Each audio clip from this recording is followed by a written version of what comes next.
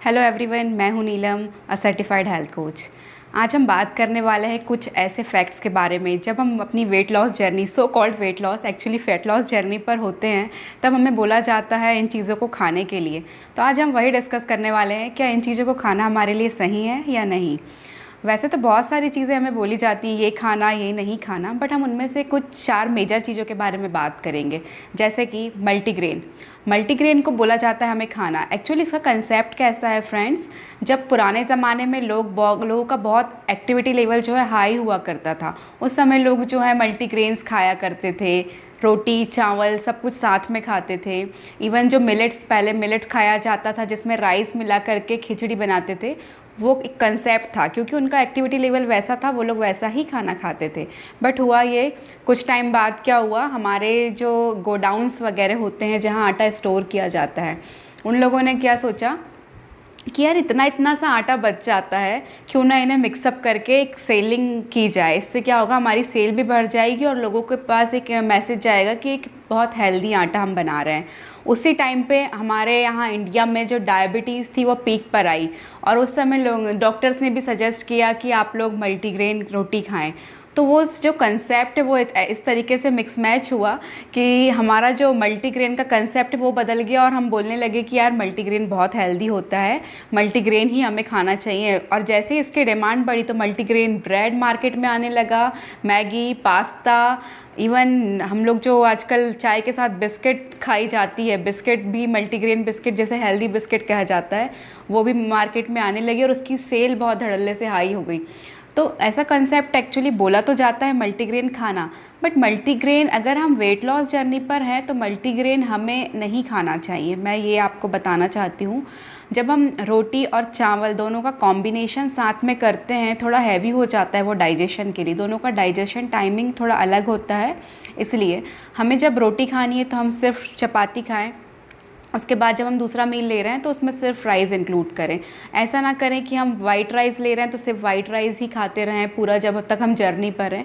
हमें उसे चेंज करते रहना चाहिए। और हमें चेंज कैसे करना है, कभी वाइट राइस लिया, कभी ब्राउन राइस लिया, कभी गेहूं की प्योर जो गेहूं के आटा है उसकी रोटी ली, कभी उसमें थोड़ा बहुत मिक्सअप करना भी है तो हम सिर्फ जौ मिक्स कर सकते हैं, या एक आध कोई हाफ रेशो में आटा। जैसे 1 कटोरी गेहूं का आटा लिया है तो आधा कटोरी बेसन ले सकते हैं, आधा कटोरी जौ ले सकते हैं, या फिर आधा कटोरी किसी, जैसे बाजरा का आटा हमें मिक्स करना है वो ले सकते हैं। लेकिन हम ये नहीं कर सकते कि 7-8 आटे मिक्स करें और उसकी रोटी बनाएं। आप खुद सोचिए उसे डाइजेस्ट करना कितना मुश्किल हो जाएगा, कितना हैवी हो जाएगा हमारी बॉडी के लिए, और उस टाइम जबकि हम वेट लॉस जर्नी पर होते हैं। तो वैसा हमें नहीं करना है। वो कंसेप्ट एक्चुअली गलत है कि हम इतना मिक्स ग्रेन खाएं, क्योंकि हमारा एक्टिविटी लेवल वैसा नहीं है। तो हमें करना ये है, हमें लेना है सभी ग्रेन ले लें, ताकि हमें सभी ग्रेन्स जो हैं उनके मिनरल्स, प्रोटीन्स, कार्ब्स मिल पाएँ। तो हमें क्या करना है, कभी हम गेहूं की लेंगे, कभी बाजरा की प्योर आटा जो है वो पिसवा करके रखेंगे, कभी मक्के की रोटी लेंगे, कभी हम ज्वार की रोटी लेंगे। इस टाइप से हम कर सकते हैं। और एक चीज़ और बोलना चाहूँगी, जो कि मार्केट बेस्ड आटे मिलते हैं, मिक्स ग्रेन आटा, उसे अवॉइड कीजिए। मार्केट से हमें कुछ भी नहीं लाना है, ना ही ब्रेड लानी है, ना ही बिस्किट लानी है। ये आपकी वेट लॉस जर्नी में रुकावट लाएगी, तो आप इसे फुली अवॉइड करिएगा।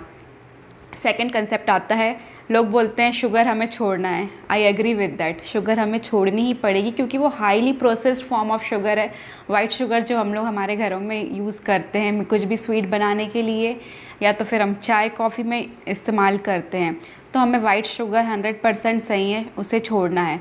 लेकिन जब बोला जाता है, बात आती है कि शुगर फ्री, हम उसके प्लेस पे ले सकते हैं, क्योंकि हम सभी को आदत नहीं होती है। तो उसके लिए मैं आपको बताना चाहूँगी कि शुगर फ्री में जो लिखा होता है ना 0 कैलोरी, वो 100% सही है, उसमें कैलोरी 0 है। लेकिन उसमें ये नहीं लिखा होता है कि 0 शुगर या 0 स्वीटनर। उसमें एक्चुअली आर्टिफिशियल स्वीटनर मिलाए जाते हैं उसमें स्वीटनेस बढ़ाने के लिए, जो कि एक फॉर्म ऑफ केमिकल है। वो हमारी बॉडी के लिए बहुत हार्मफुल होता है, जिसके साइड इफ़ेक्ट भी हो सकते हैं। इसलिए शुगर फ्री हमें नहीं लेनी चाहिए। जैसा मेरा मानना है कि शुगर फ्री हमारी वेट लॉस जर्नी में कहीं से कहीं तक हेल्प नहीं करेगी।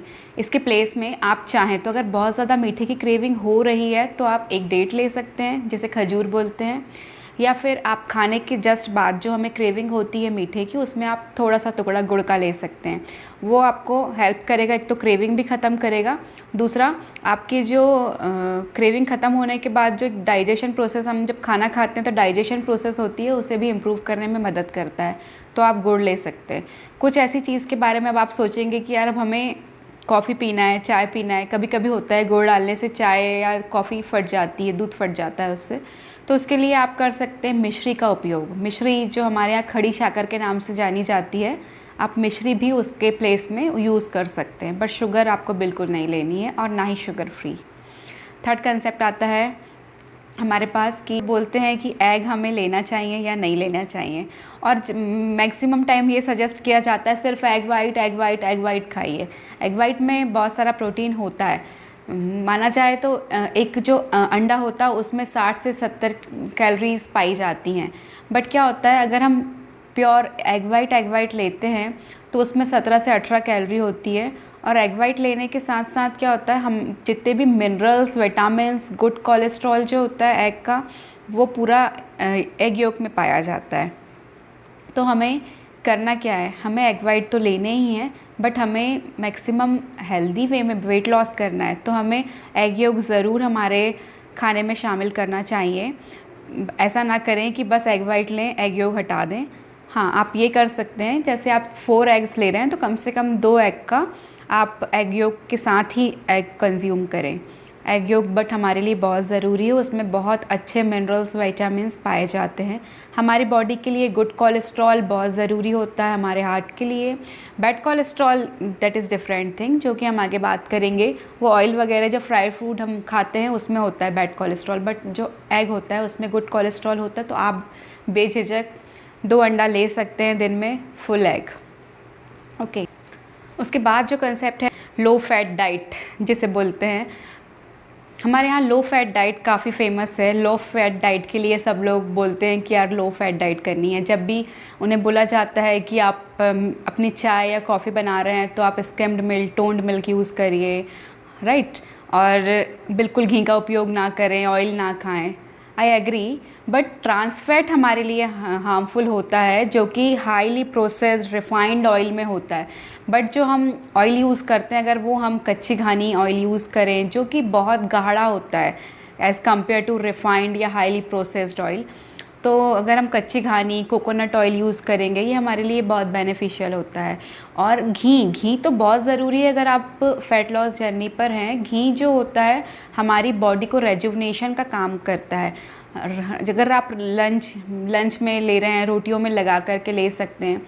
डिनर में 100% घी इंक्लूड करना चाहिए, क्योंकि जब हम सोते हैं मैक्सिमम हमारी बॉडी उस समय रेजुवनेट होती रहती है, और रिकवरी का जो प्रोसेस स्टार्ट होता है वो रात में ही होता है। उसके बाद ही हमारा वेट लॉस होता है। हम दिन भर में जितना भी एक्सरसाइज, डाइट करते हैं, लेकिन जो हमारा बॉडी है वो फैट लॉस कब करता है, जब हम रात में स्लीपिंग टाइम पे होते हैं, सो रहे होते हैं। इसलिए मैं सजेस्ट करूँगी कि हम घी ज़रूर इंक्लूड करें हमारे डाइट में। लो फैट डाइट की तरफ ना जाएँ।